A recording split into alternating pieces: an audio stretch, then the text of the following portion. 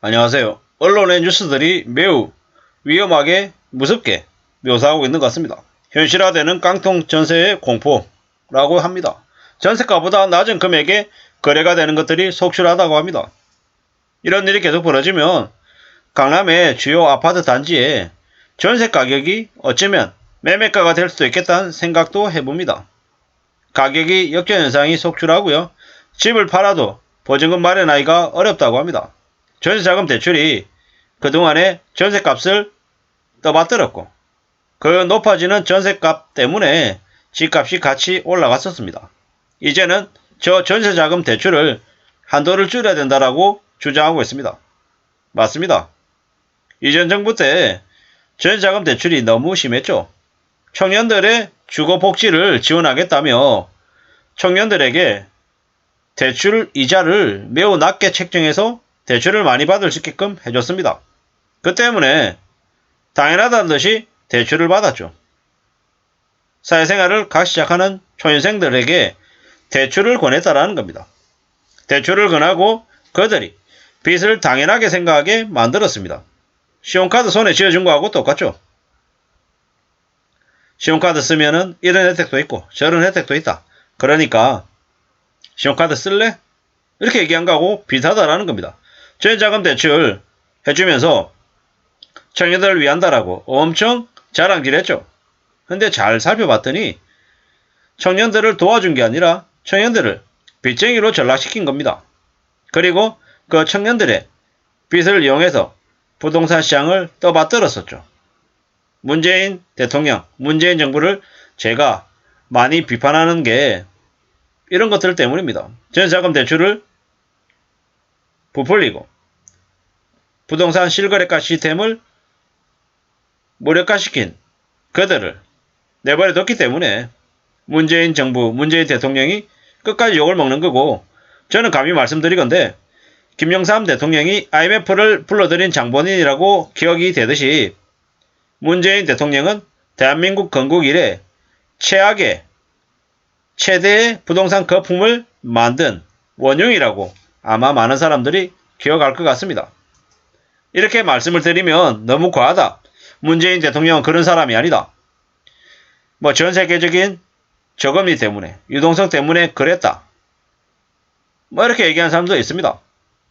그 사람들은 그렇게 생각하는 거고요. 저는 문재인 대통령을 대한민국 건국 이래 최악의 부동산 거품을 일으킨 원흉이다라고 이제 생각하는 거죠.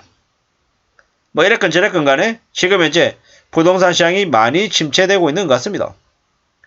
깡통 전세의 공포가 더 심해진다라고 이야기하고 있는 거죠. 수원의 영통 아이파크 75평방미터가 6억 1천만원에 거래됐답니다. 11월 17일날요. 전세 가격이 6억 4천이었는데 그보다도 3천만원이 낮다라고 합니다. 지금 현재 전세 시세는 4억 원이라고 합니다. 다음 세입자를 구한다고 해도 2억 4천만원이 부족합니다. 집주인이 어떤 선택을 할지는 충분히 예상이 될 것 같습니다. 화성시 병점점의 비슷한 면적의 아파트도 전세가가 3억 4천만원보다 낮은 3억 1천만원에 11월 달에 거래가 됐답니다. 현재 매매가 최저 시세는 3억 원이고 전세는 1억 9천이라고 합니다. 매매가가 전세값보다 낮게 거래된 단지가 수두룩하다. 앞으로 전세값은 계속 내리고 있어서 세입자를 구한다 해도 기존 임대 보증금을 맞춰주기가 어렵다라고 이야기합니다. 서울의 경우에는 매매가와 전세가의 역전 현상까지는 찾아보기 힘들지만 역전세 난 공포가 확산하고 있답니다. 시간이 지나면 서울의 경우에도 전세가와 매매가 역전 현상이 발생되지 않을까라는 생각도 해봅니다. 반포동의 반포자의 30평대 전세 가격이 지금 13억이랍니다. 13억. 어떻게 되겠습니까 나중에 매매 가격이 12억, 13억, 10억 이렇게 내려갈 수 있을 것 같습니다. 전문가들은 내년에 전세계약 갱신 시기에 깡통 전세 피해가 증가할 것 같다라고 말합니다. 집값이 떨어지면서 팔아도 전세값보다 낮아서 보증금을 되돌려주기가 어렵다고 합니다. 전세값 하락도 변수라고 합니다. 보통 다음 세입자가 구해지면 받은 보증금으로 기존 세입자에게 내주는 경우가 많은데 전세값이 하락해서 이를 통해서도 보증금을 돌려받기가 어려워졌다고 합니다. 매매와 전세 가격이 계속 하락할 것으로 보이고 금리는 더 올라간다면서 작업력을 갖추고 있는 집주인이 아니라면 보증금을 돌려주기가 힘들다. 지난해보다 높은 금액의 전세 계약을 했던 이들은 문제가 될 가능성이 크다라고 합니다. 그동안에 전세자금 대출을 너무 쉽게 해준 게 전세 가격의 거품을 만들었죠. 앞으로 부동산 관련해서 대출을 해주던 것들이 대폭 줄어야 된다고 생각합니다. 사실상 저는 무슨 생각까지 하냐면 전세자금 대출 제도 자체가 없어져야 한다고 생각합니다.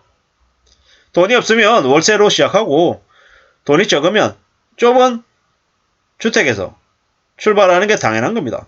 언제부터 신혼부부들이 결혼하자마자 전세자금 대출 받아서 아파트에서 시작하고 또 집을 사서 시작했단 말입니까?